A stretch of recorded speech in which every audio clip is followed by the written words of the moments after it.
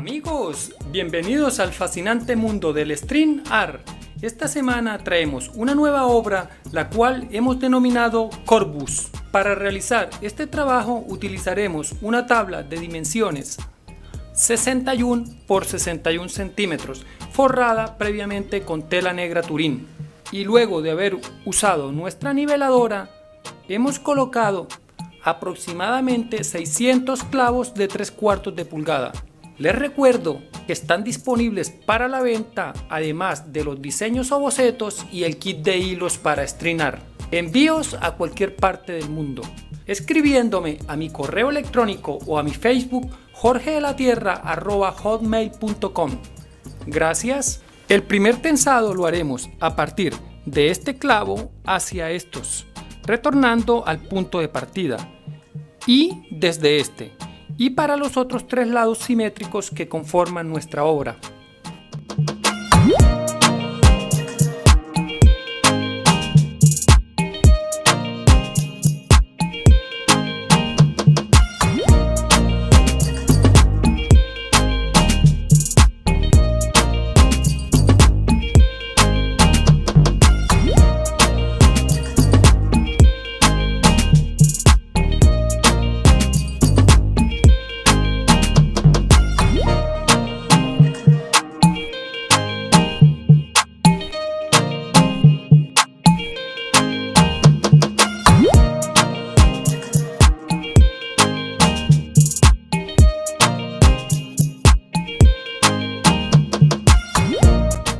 Continuamos con un segundo tensado a partir de este clavo hacia estos, retornando al punto de partida, lo mismo que desde este clavo hacia estos, con el hilo de color naranjado, y para las otras 3 partes simétricas de igual forma.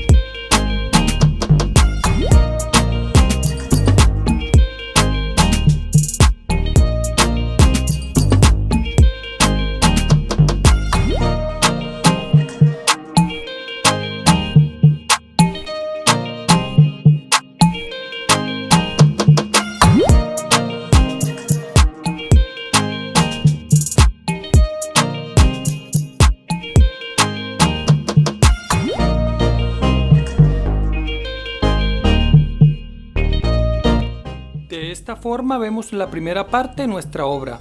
La próxima semana espera su continuación.